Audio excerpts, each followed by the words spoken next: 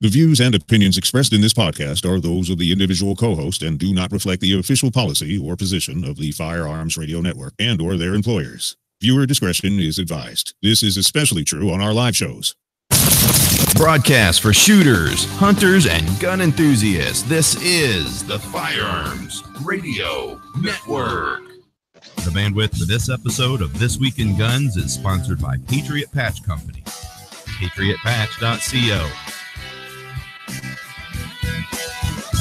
Welcome to This Week in Guns. This show is brought to you by the Firearms Radio Network and Patriot Patch Company. And the show offers commentary on the latest firearms industry news, information, and buzz. I'm your host, Sean Heron. And as always, it is my pleasure to introduce our guests. Returning to us is our good buddy, creator of the Mayday Safety app, Rocket FFL, Rocket CCW, best-selling author of the Long Range Shooting Handbook, host of Trigger Words, husband, father, and myriad other pursuits. Please welcome back Ryan Cleckner. Dude, thanks for having it back on. I've been begging every week to be on this show, and you finally let me come. You finally returned one. Thank you. And next up, newbie to the show, but not to the network, we've got the IPSC World Champion, author, veteran, and speaker, one of the most accomplished professional shooters in the world, veteran, Army Marksmanship Unit, Female Athlete of the Year, and captain of the Smith & Wesson shooting team. Please welcome Julie Golob. Hello, hello. Welcome to the show, Julie. Thanks for having me. You guys are a little bit busy. I literally got lightheaded reading your bios. And these are the short bios. I could go on and on and on and on. But instead of that, we're going to start and kick off some news. First story, police in Kentucky arrest man that may have been ready to commit a mass shooting. This is in Springfield, Kentucky. 2 alert employees and 2 officers stopped a man who was believed to be planning a mass shooting at Washington County business Monday afternoon. This guy was sitting in his car. They thought that he looked a little bit sketch. They called the police. The police rolled up, started talking to him. He did have his window down. He started to bring a Glock up towards the officer. The officer, just out of instinct, grabbed the gun away from him. They took him into custody. Nothing bad happened. Turns out that he had a lot of guns, a lot of magazines loaded to capacity, and a lot of ammo. He did not work there, but it is believed that he knew somebody that does work there. We will never know if something bad was thwarted, but I like to believe that it was. Ryan, I'm going to start off with you. What are your thoughts here? Man, I'm super happy if they stopped a mass shooting. That is awesome. And I have a comment about the cop grabbing the suspect's firearm away from him. But first, again, although it's good, although we can measure the outcome after the fact, ended up being good, it makes me a little nervous if you just read the first half of the story that we're calling cops on people that look suspicious and lots of guns. Guys, there's times I might be driving around in my truck with lots of guns because of doing something, and an anti-gunner could pretty easily, swat me in public by calling cops on me. Now, that being said, when he starts to pull a gun on a law enforcement officer, that's seriously a problem. And my favorite part is that the cop grabbed the gun away from him. I'm not encouraging that, but I'm a big proponent of the key to self-defense is defense. It's not offense. Mm-hmm. And everyone I see, I'm overstating the issue, but most people I see that are training for self-defense are only practicing the offense part. They're practicing shooting. Yeah. I'm like, the word offense isn't even in there. Where are you practicing putting on a tourniquet or running away or, de-escalating the situation? I think it's really cool that the cop realized that the best way to stop the problem was to grab the threat instead of introducing another one. Good on him. Yeah, I agree. Julie? As Ryan said, I've certainly gone to a match with lots of ammo and a few firearms with me at the time. So that makes me a little nervous. But at the same time, I like the fact that people are actually doing something. How many times have we heard that, something wasn't quite right and I didn't trust that instinct? And in this case, it very well could have been a case where, nothing horrible happened and they were able to de-escalate the situation. So again, I'm with Ryan in the sense of, oh my gosh, a lot of anti-gunners could think this is really like anybody with multiple firearms is a threat when in reality we are not. But at the same time, it's good on them for, trusting that instinct and doing something about it. Yeah, I agree. It's always that slippery slope that we face. And it does make me nervous. I completely agree with you guys. In this case, it ended up, okay, but we have stories on the show every single week where it's, it seems like maybe some freedoms were being infringed on this one. But then there's that balance, if nothing gets done, like in Parkland, and something awful happens, then we play the what if game. And now if we react too quickly, we play we're taking away freedoms and liberties game. And it's just, it is a no-win situation. I'm not sure I know which way I skew. I skew on the other side, where I want all the freedoms and liberties, and I don't want anything to be infringed. So I guess we'll just see how things play out. The next story is armed citizens have a 94% success rate against active shooters. This comes to us from concealedcarry.com. This is actually an article that's been out for a few weeks. They updated some statistics. They had some rounding issues that people kind of complained about. I'm not going to go through a lot of the crazy statistics and everything that's in here. They have a lot of good graphs and things like that. But the one that I'm actually very interested in is down the page a little bit. It says the success of armed citizens in stopping active shooters and or reducing the loss of life. Of the 33 incidents in which an armed citizen was present, the armed citizen was successful in stopping the active shooter 75.8% of the time and successful in reducing the lives lost an additional 18.2% of the time. Interesting. These are very hard to quantify. I've read this a couple times. I have not looked at the raw data. I guess if I just take it at face value, it doesn't surprise me at all. Julie, what do you think? Yeah, I think it's great that we're able to make an impact as citizens, and the fact that it's being reported as such, and we actually have some statistics. That's the hard thing about all of this. If you're on one side of the fence, you can cite certain statistics that favor one argument versus the other, and so this is comforting to know that we as citizens out there can make a difference and are making a difference. It's good stuff. Now, Ryan, I know you keep me grounded. Are you going to do that now? Nope. All right. I love it. This is an awesome article. So folks are listening right now. That's the one out of all the articles we're going to cover tonight that you should go open and save some of the graphics from. Yes. Like share the infographics are great. They did a bang up job on this article. No, I'm not going to keep you grounded, man. I'm glad that you think I do though. You do. I think this is something we should all save in our back pocket. So then we have arguments against, only police should have guns or things like that. Be like, actually, civilians. I shouldn't use the word civilians. That's one that bothers me. Police are civilians too. Non-law enforcement officers have less crime that they commit. Their CCW carriers have less crime than police officers, and they have better effect sometimes in shootings. So come on, give the non-cops a chance. Yeah. One final note here is of the 283 incidents in their data pool, they were unable to identify if the event took place in a gun-free zone in a large number, 41% of the events. But if you isolate just the events of which 8 or more people were killed, the data paints a different picture. In these incidents, 77.8% took place in a gun-free zone. Just something that I thought was a little interesting. But yes, and we know that, right? Yes, yeah, we do. We clearly do. Go to this article. I actually do have all of these images saved separately, and Jacob at concealedcarry.com did a fantastic job putting this together and publishing it, and then correcting it when people pointed out some flaws in their stats. Two Illinois public defenders argue that requiring a concealed carry permit is unconstitutional. This comes to us from Illinois, Peoria, Illinois. Two public defenders from Peoria County say requiring permits to carry firearms outside the home is unconstitutional.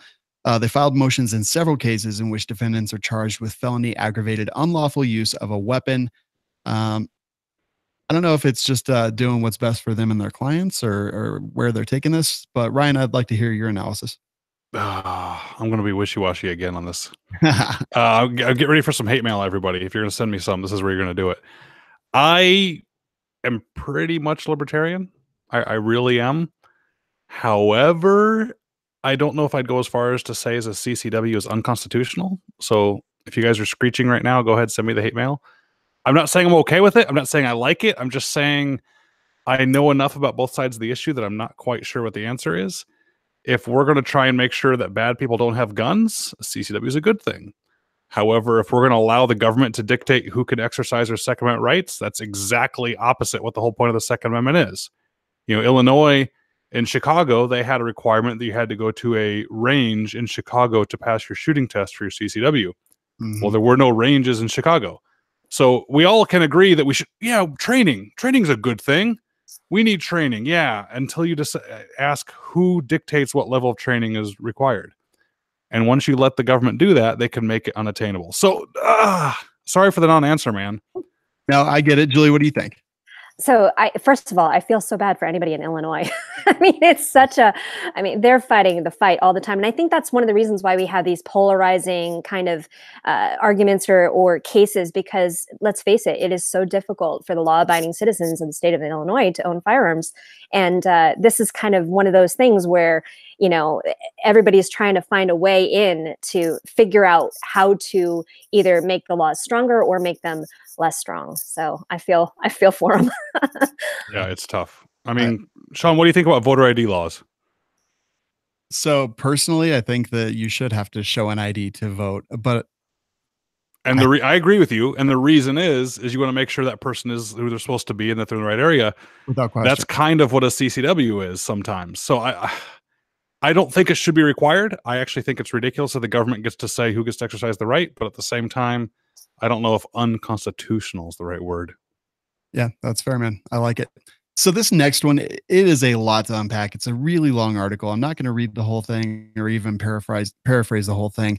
But let's see. Violence Intervention Program is helping to stem the flow of shooting victims in hospitals.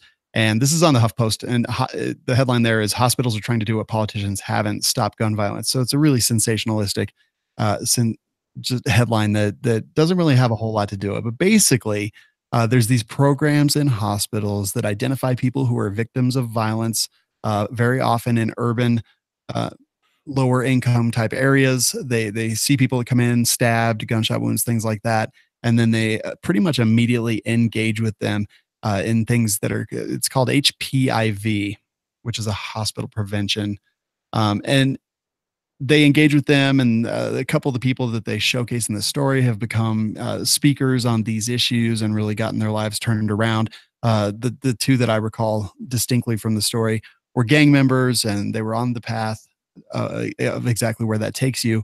And then they kind of got interested in this and became different people and had a purpose in their life. And I think that's great. And honestly, I think that this is kind of where we need to go with a lot of things. It's not necessarily guns or knives or anything else like that. It's figuring out why the violence happens and then trying to kind of remediate that. Julie, did you read this? What are your thoughts?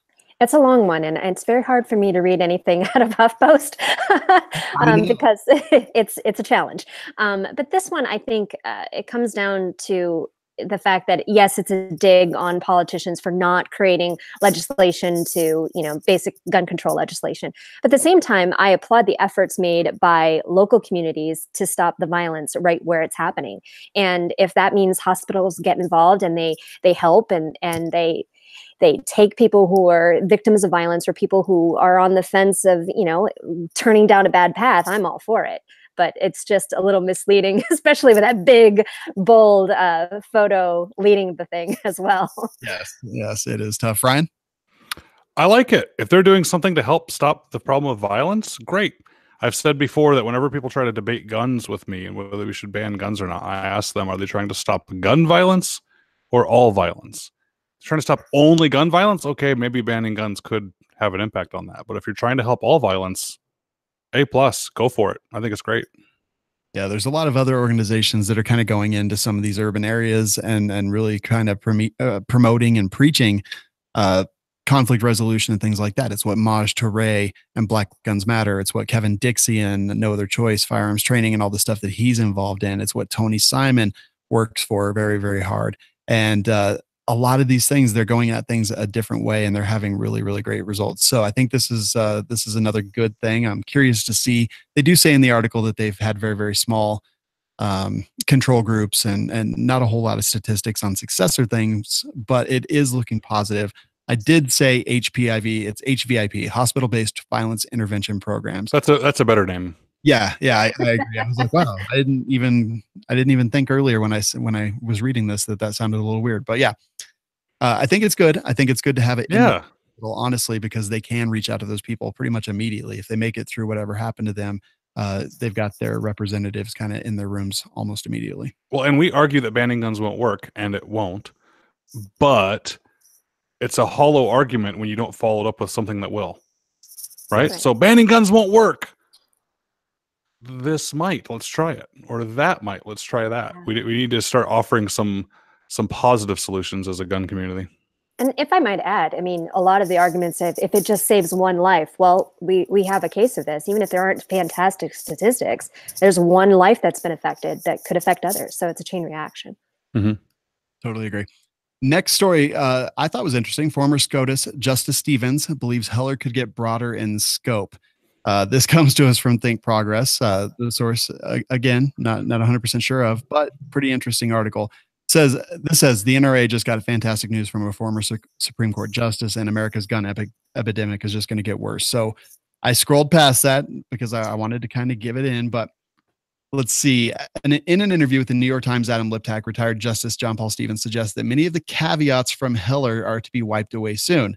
According to Liptak, Stevens helped persuade Justice Kennedy, who was in the majority, to ask for some important changes to Justice Scalia's opinion. The result was The result was a passage providing that Heller could not or should not be taken to cast doubt on long-standing prohibitions on the possession of firearms by felons and the mentally ill, or laws forbidding the carry of firearms in sensitive places such as schools and government buildings, or laws imposing conditions and qualifications on the commercial sale of arms. So this would be interesting. They now do have the 5 people that this article author proposes would be the ones to kind of bring these kind of things through. I don't really know. I'm not sure how much credence we can put into this, but I think this is pretty interesting as well. Julie, what are your thoughts?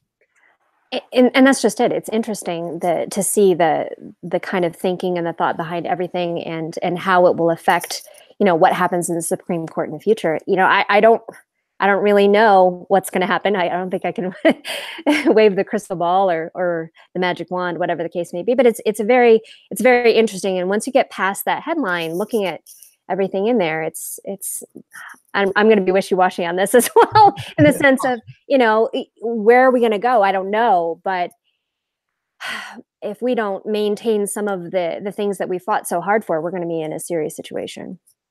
Ryan Cleckner. So the Supreme Court does what public opinion says it can do. So the Supreme Court's really never going to go against majority opinion, because the Supreme Court is the weakest branch of the government by far, and everyone thinks it's the strongest. Like, most people think, well, you have the legislative branch, the executive branch, and the Supreme Court's like way up here. But that's not true, because what if the Supreme Court said that President Trump couldn't build a border wall? President Trump could just say, thanks for your opinion, I'm going to do it anyway. They can't physically stop him. They have no control over the budget. They have no control over law enforcement or the military. The catchphrase from history is they have neither the sword nor the purse. They have no power and they have no money. So the Supreme Court is always aware of what's popular, because if they come out with something too unpopular and they get ignored, everybody figures that out. So always remember that if the Supreme Court says something like gay marriage is now okay, well, if it's okay today, then it means it was always okay. And the reason it didn't happen in the 50s is because it wasn't popular then. So they had to wait. So all that being said is, maybe we'll expand, but if we keep having shootings, we keep having public outcry, I don't see it happening. I'd love it, but I just don't see it happening. But the question is, where is that public opinion coming from? And that's being controlled by the media. So, at the end of the day, all of these rulings come down to lawyers being able to showcase presidents and all of that. So I think that they are powerful in a lot of ways. And it's we'll just have to see. I hope that we continue to increase our likelihood to be able to own this. But it is, as you said, public opinion does sway, but who controls public opinion is the question. Mm-hmm. Yeah, 100% agree. All right. Next story. California gun owners are stocking up on ammo ahead of the new law. New law goes into effect next year, and apparently California gun owners are going out and spending lots of money. First off, in July, gun owners in California will have to pass another background check to buy ammunition. That's in addition to getting a gun permit. And retailers, one retailer specifically, Poway Weapons and Gear Range, sold half of its 1.2 million rounds of ammunition on sale just hours after opening on Black Friday. And I mean, clearly, yeah, Californians, lots of gun owners. In fact, on the Firearms Radio Network, California is in the top 2 states that listen to gun podcasts. There's a lot of gun owners there. There's a lot of people who love the Second Amendment and freedom and all that there. And I think so often we forget about that. And a lot of people in the 2A community say, oh, well, just move, just get out of there. And I think personally that's ridiculous. People don't just get up and leave their lives because of one of their voting issues and one of their hobbies. I understand why people say that they should do that, but the reality of the situation is that it's not going to happen. This is no big surprise to me. Julie, what are your thoughts on the whole situation going on in California? Well, I'm a former New Yorker, so I understand what they're going through, and it's very, very difficult. I look at the shooting sports in general and how many major competitions have moved out of California and the impact that it's had on just competition. But looking at all of the things that they have to go through, and now adding ammunition to that, it's crazy. Kim Rhodey, who's one of our most successful Olympians of all time from America, she is fighting this kind of legislation constantly because she needs a lot of ammo in order to train. So I feel like we're deserting so many vital people, and I just don't understand it. It's mind-boggling to me. Ryan? Yeah, it's been good for Rocket FFL. True, yes. Whenever the new ammo laws come up and people find out there's an exemption for having your FFL, they race to Rocket FFL and get. I can actually see what's going on in the news by seeing how many people are signing up for courses. I agree. So I used to live in Connecticut when I worked at the NSSF and when I was with Remington and working out of a Manhattan office. Yeah, saying just move is easy to say, but what happens when we all move together in Texas? And the rest of the country has had bad gun laws, and we just kept moving and kept moving and kept moving. That's not necessarily a good strategy. I think we need to fight where we're at, and this is where I warn people all the time. I don't think the biggest threats are federal. I think the biggest threats are state. I've seen a lot of the gun community say, oh, we have Trump in there, we're going to be great. First off, I'm not convinced about that when it comes to guns.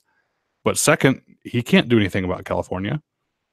Yeah, absolutely. It's a scary time. I will say at the very bottom of this article, from WFLA.com, a spokesman for the Brady campaign to prevent gun violence sent KGTV a statement that said the bottom line is regardless of how people try to prepare themselves before the law goes into effect, the majority of Californians voted on Prop 63 that put these laws into effect. But one gun owner said that gun laws and taxes are a big reason his family is leaving California. When they take away our guns, it's over. Liberty, freedom, the Constitution are gone. Awesome. Yeah, that's a little bit depressing. And we'll go just a little bit further in the depressing news. 2 dead in Thanksgiving Day shooting in an Alabama mall. So apparently an 18-year-old and a 20-year-old start an argument in a mall. One of them draws a firearm, shoots the other one. A random 12 and 18-year-old, just innocent people going through the mall, are injured. Multiple concealed carriers draw their firearms. One concealed carrier who does not appear to have been in any way associated with this bad thing that happened, young black man, was running through the mall with his firearm, his lawfully permitted and owned firearm in his hand. Cops come into the situation. Cop opens fire. This guy dies. Police leadership say the police officer is a hero. He stopped this. It just turns out that this was just a guy who had a gun. Details are still coming out. Details are changing all the time. In fact, there's 4 articles in here. Several armed shoppers drew guns during the mall shooting. Man killed by police officer was not the shooter, and police shift blame to the victim. This is my biggest fear. In a situation, active kill or whatever it happens to be, me being a gun owner, me training, me thinking about these things, for me to draw my gun in a situation like that, it's not just that I worry about. It's other concealed carriers that just see me draw my gun after they hear gunfire and that don't have the mindset and the training that they probably need. And the whole thing worries me. And this is literally the thing that I have nightmares about. Ryan, what do you think? Yep, I agree with you, man. I'm worried about shooting an undercover cop. I'm worried about walking into a gas station some night and seeing someone drawing a gun at the clerk, and it was an undercover cop busting drug sales across the counter or something. Who knows? You got to be careful, which I guess goes back to my first comment, which is self-defense starts with the defense. If I was in that mall with my family, I'm sorry everybody else in the mall, but my loyalty is to my family first. Yes. My immediate family, then my extended family, then my community. Sorry. My kids are going to be under both arms and we're running out of the mall. I don't know what to think. It sucks all around. Yeah, I agree. Julie? Yeah, it's heartbreaking. I mean, there's it's awful any way you look at it, and it just makes you stop and think. There's a lot of people out there with a lot of bravado who will think that, oh yeah, I'd be able to handle any situation. Well, you don't really know that, and you can't control all the factors. So you should always keep this stuff in mind. Yeah, I mean, I study these kind of scenarios just so I can better train myself for medical when it comes to the kind of the aftermath of the situations. And when you think about it, you know, Aurora, the movie, and smoke and gunfire and screaming and pushing, and you know, these things, there is no win there. The win is, can you make it out alive, not even uninjured, just make it out alive at all. That's the win in those kind of situations. So Yep. this is my greatest fear. It is one of the things that I worry about kind of more than anything else. And honestly, I have no answers when it comes to it. I guess it is when they start shoving and yelling and picking a fight, is knowing enough to turn around and get away quick. Yeah, agree. That umbrella protection, like you mentioned, I think is hugely important. The people who I am going to defend with lethal force, and number one priority is get away from. I'm not saying these people, I'm not disparaging these people at all, but avoiding stupid people in stupid places is a big part of this. And if I hear people getting into a shoving and shouting match in a mall, that does not sound like a good place to be around. So just get away from that already. Yeah. Totally. Yeah. Next story is a Texas man faces murder charges after killing his girlfriend's ex that punched him in the face. So a guy and his girlfriend are sitting at a Mexican restaurant eating, and another guy walks up who happens to be this new guy's girlfriend's ex common law husband. Words are traded. The common law husband, the guy that walked in, punches the guy in the face. The other guy literally stands up, shoots him. He dies, and now he's being charged with murder. I don't know. This is another one. San Antonio. So this does come to us from Texas. It's not, you know, like New York or California or something like, or Illinois. This comes to us from Texas. Clearly, there's some things that this article doesn't tell us about. But this, you know, what happens after that trigger gets pulled is always a big concern for me. And Julie, I'll start with you. What do you think here? Well, it sounds like a lot of rage going on, and that's a combination that's always pretty dangerous. At what point do you honestly lose it when you're? I mean, obviously, if you're thinking that you're going to be harmed or killed or whatever, that's one thing. But when you're that angry and instigating and everything is getting escalated, there's that time that you need to take the deep breath and walk away. And clearly that's not what happened here. And he's facing some significant issues in court. Yeah, it's going to be a tough one, Ryan. I don't know without knowing more about it. I mean, if he was in fear for his life, which he could have been in that scenario, that was justified. The way the story reads, it doesn't sound justified, but you know, I'm a big believer that the gun shouldn't clear leather or Kydex, more likely, until you've decided that is imminent, grievous bodily harm. Yeah, I agree. And if that line was crossed, then the line was crossed. You know, guns aren't used to threaten. There's no warning shots. There's no get away from me, I'll shoot. Mm-hmm. Could a punch do that? Yes. A big enough person to a small enough person? Absolutely, that could be lethal. Exactly. I agree with Julie, though. I think hormones and emotions played a little bit here. It's the trifecta: ability, opportunity, and jeopardy. I mean, he could probably argue at some point that he was in all three. I feel like the charge and the article don't coincide with each other. Like something smells funny to me in this one. And I think if we ever see any additional details of the circumstances, I think that'll kind of bear out. But this is one of the reasons, and I'll talk about our next advertiser real quick, that I use second call defense, and that I think self-defense insurance is one of those things that's completely and absolutely imperative. And they give you names of attorneys, they pay all the retainers up front. So if you ever have to pull that trigger in self-defense, if you've made that decision that you are in jeopardy of death or serious bodily harm, it's everything that happens after that. It's another one of those things that keeps me up at night.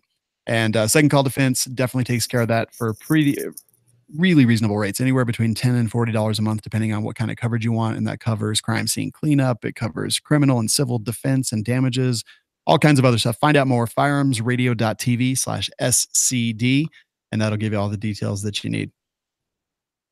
Speaking of tragedies right now, this next one is Atlanta man arrested in the death of a pregnant 14-year-old after he discharges a gun through the floor and shot her in the head.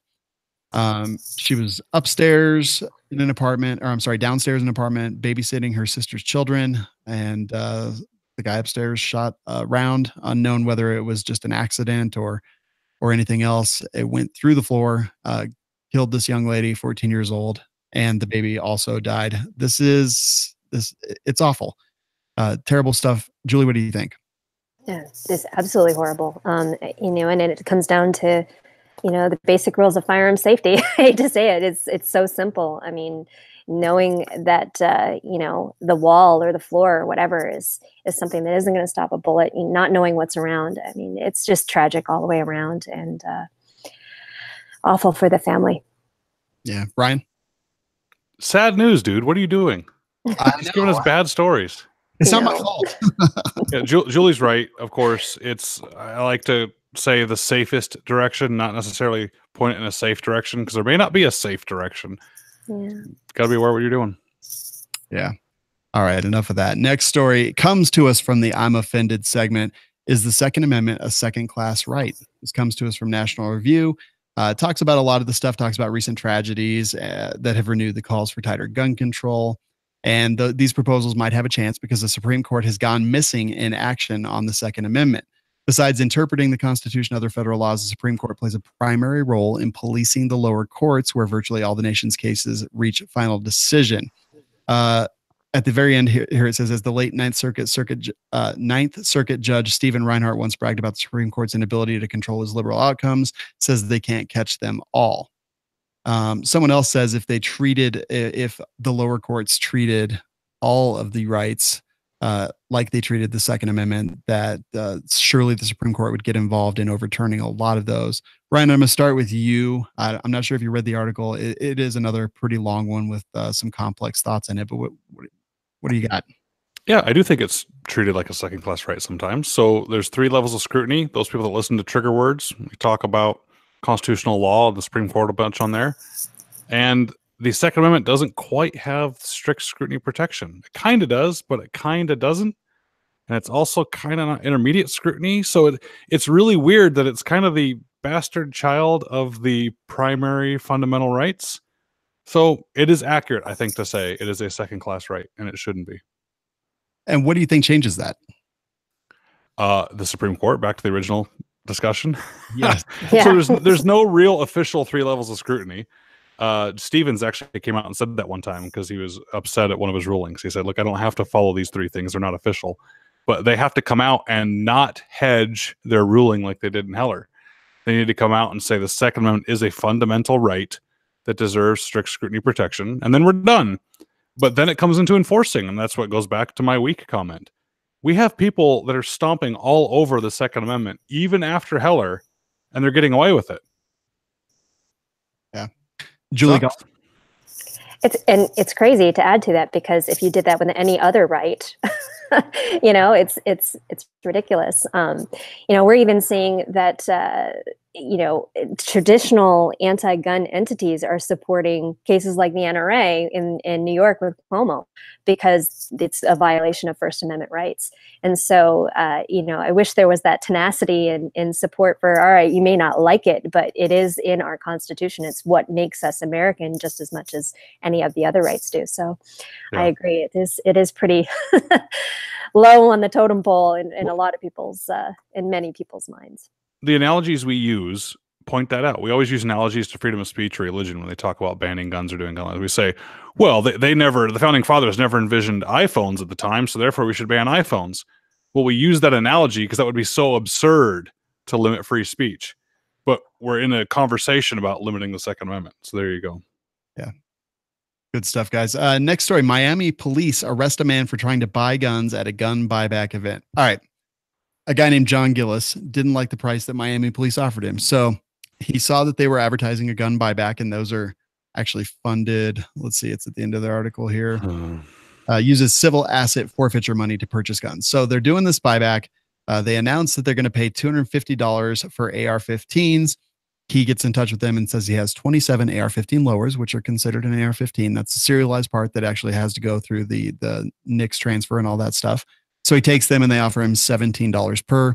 He gets upset. He takes a sign. He puts it on his Jeep. The sign says, I buy guns, trying to take business from the police. After a little while, by 10 a.m., this started at about 8, I believe. By 10 a.m., the police had enough of that nonsense and just looking for a reason to arrest him. They arrest him for unlawful or contracting without a license, take him in, do all the things. It's thrown out of court. because there's not sufficient evidence to prove that charge. And the whole thing, it reads like a TV series. Julie, what do you think? I'm just trying to process it all, honestly. So he wants to sell them, but then he wants to buy them. And it's like a bad sitcom or something. I don't even know. But obviously, these buyback programs are not working successfully or as intended. That's for sure. Very often people go and buy, the parts that they need from Home Depot to manufacture their own firearm and then try to turn that stuff in. And very often the police take it. Ryan, what do you think? I think gun buybacks are horrible. I think they are better watch your guns tonight events. If you know a gun buyback is happening tomorrow in your neighborhood, get ready for a bunch of break-ins that night, because why wouldn't they? They get amnesty for turning in the guns. They can't get in trouble. It's absurd to me. Now the guy, they're right. They're upset. They were wrong in what they did. He needs to be careful though. And I'm warning all the rest of y'all. He was just trying to make some money on it. So good for him, but you're going to get yourself in trouble with the federal government on that one. People get sideways at the ATF and they don't realize it. You're allowed to buy and sell guns as an individual. You can sell as many guns as you want, but you cannot buy a gun with the intent to sell it. So if he sat there with a sign that said, "Hi, buy guns, man, I can flip these." Ugh, federal issues. Be careful, guys. Yeah, that's tough. And if people wanted to find out a good place to hear about stuff like that, they could check out Trigger Words, hosted by Ryan Cleckner on the Firearms Radio Network. Nice plug. Next story. Florida considers ballot measure to amend Constitution and ban assault weapons. This comes to us from Ban Assault Weapons Now. This is a committee, and the committee's raised $410,000. They've spent $284,000 so far, and they've spent $75,000 on signatures. So in order to get this assault, weapon, I'm doing the air quotes, ban on there, they need to submit at least 766,200 signatures to get those on the ballot. And that will likely increase for the 2020 election. The proposal would define assault weapons in part as being semi-automatic rifles and shotguns capable of holding more than 10 rounds of ammunition at once. While it would ban possession of the weapons, it would also include exemptions for military or law enforcement and a grandfather clause for people who had it with a registration requirement. This is just all bad news. It's all kind of the stuff that keeps me awake at night. This whole episode should be named "The Stuff That Keeps Sean Awake at Night." Ryan, what do you think? I think it's dirty when you're using money to get signatures. Yeah, I was thinking the same thing. Like, yeah, I mean, $75,000 to a California-based company for what is described in the finance information as petitions. Yeah, so let's make the analogy again. Just do a callback to another one. Let's spend a bunch of money to get people to sign a bunch of petitions so that we can stop a certain religion in Florida that we don't like. right. I mean, if you could prove you're a member of the church before this date, fine, as long as you got a license, but no one can join the church after that date. We all think that's absurd. Why can't it be the same with the Second Amendment? Yeah. I agree, Julie. What a loose, like anything with 10 rounds. My goodness. And that's a bad one right there. That's pretty serious. It's awful. I totally agree. And I mean, a lot of this stuff isn't going to pass. A lot of the stuff's not going to pass. A lot of it's going to be stopped by the voters, which I think we can all agree that it's going to. But what was the other article that we just read about this, it being a second class amendment? And there was the former judge I'm looking for right now.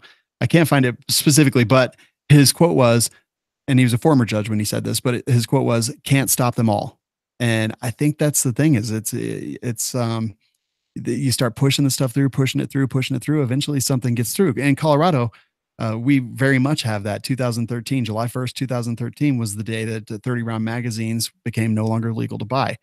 Truly, it hasn't really changed anything in Colorado because no police officers enforce it. I can literally go to a gun store, buy a rebuild kit if I chose to do that, which I would never do because it's against the law.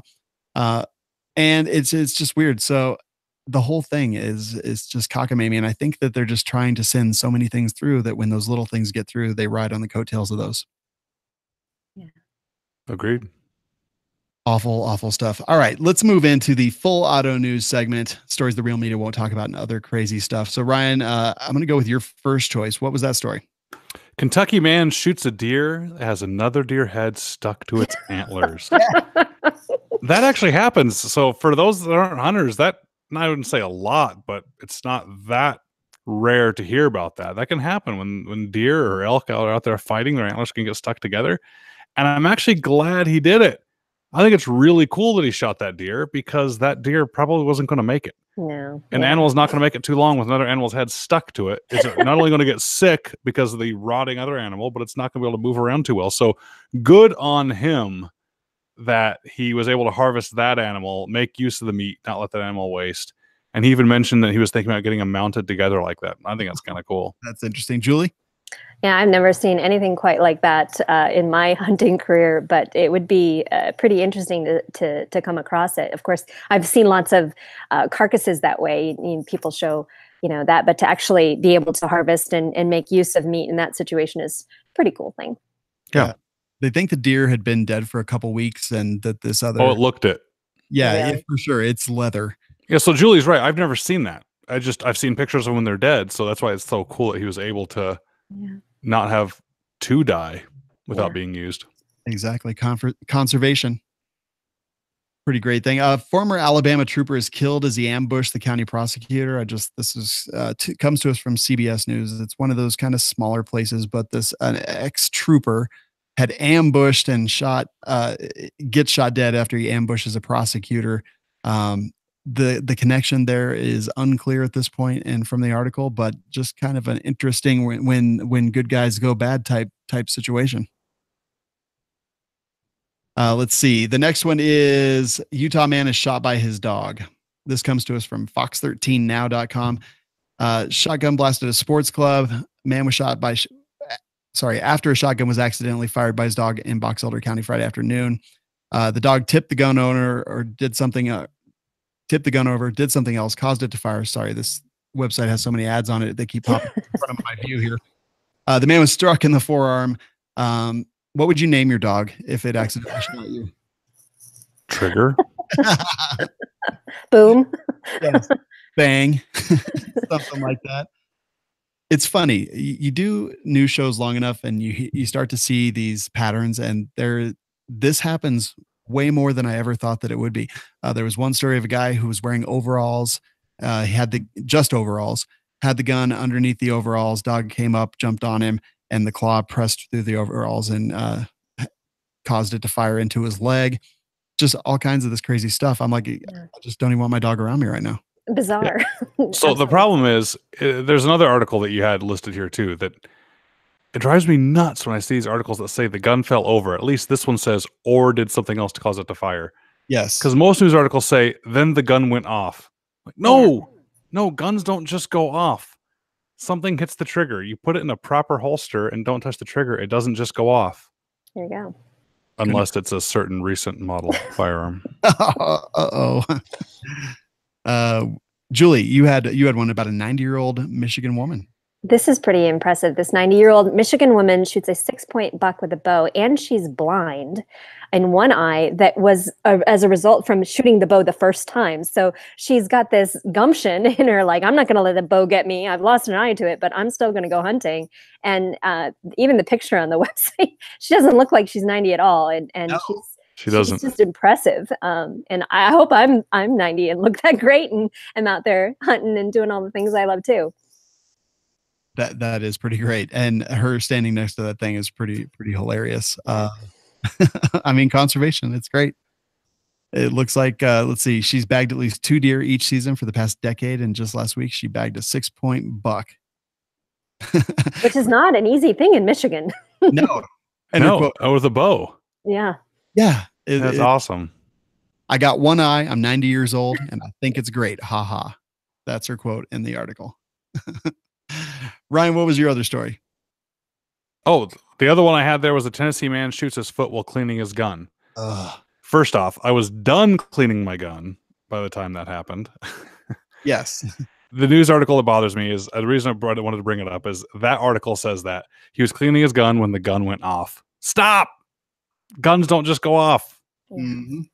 That it bothers me so much because that's what a lot of the anti-gunners or those that are ignorant about firearms latch onto and think, oh, don't set the gun down on the table too hard, or what happens if you drop it, or what happens if X, Y, and Z. And you go, guys, guns do what they're designed to do. You pulled the trigger and you shot it. It didn't just go off. So that's my only issue with that article. No, I agree. It comes back to, we've talked about it in the show, education and, doing the right things, like the 14-year-old pregnant girl that died. It comes back to that education and keeping it pointed in a safe direction and knowing, it's aggravating, a lot of that stuff. But yeah, my guns, when I clean them, are always empty. So it's very unlikely that they would just magically go off. Right. Oh, I deal with or see a lot of lawsuits in the firearms industry when it comes to people getting injured and they're suing manufacturers, and I'm either helping or looking at what's going on. And it all comes down to, guys, they put their finger on the trigger and pulled it. The gun did what it was designed to do. But not only should there not be a lawsuit, they should be saying, hey, manufacturer, you built an effective product. I somehow manipulated the trigger and the gun fired like you intended it to. Right.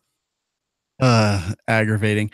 All right. Well, that'll do it for the news stories. We covered a lot of ground tonight, but before we go, I want to catch up with you guys and find out what you've been up to. Julie, tell me all the things that you've been up to. Oh my goodness. Where to begin? It's been a busy, fun year of a lot of competing in that sort of thing. I've been kind of getting ready for SHOT Show already, as many of you guys are, I'm sure. With that right around the corner, a lot of like new products coming out and working with R&D and testing, that sort of thing. So that's what my December looks like before I jump into January. Then it all starts all over again. I know. I used to have like a couple months in between where I wasn't traveling at all, and now I no longer have that. Where can people find all the stuff that you stay up to online? Pretty much on my website, juliegolob.com. Thanks for adding that in there. I've got links to all my social media and all that good stuff. So staying busy. Awesome. Any matches that you're super, super excited about? I am excited about next year's Bianchi Cup because I am on a mission to shoot a perfect score there. And next year is going to be my year. I want to do it before 2020. So 1920 before 2020. I love it. Well, I think the last time we had talked to you, had just accomplished another goal at Bianchi. Did I? I think so. You had done, I'm trying to remember what it was. That's the thing. Like a lot of people ask me if I remember all of the moments or have all of the accomplishments in my head. As soon as I get one done, I'm on to the next thing. It's like, nope, I need something else. Makes a lot of sense. So that's juliegolob.com, and that's GOLOB. That's right. All right. Awesome. Ryan, how about you? I know both you guys are busy. I don't know. It's like a star-studded. We're busy. Yeah. What have you been up to? Dude, Mayday safety takes about all my time now, and I love it. But holy cow, I never knew it was going to get more and more every single day. We are in over 85 countries now. It's been only a year since we dreamed up the idea for the company. And I feel like I'm doing a new webinar at least every day to schools and churches and businesses and stuff out there. So I appreciate everybody's support, trying to keep books coming, trying to keep podcasts coming, trying to do everything else too. And I just appreciate everybody's patience, and they can learn more about me at ryancleckner.com or any of the other businesses that I work on.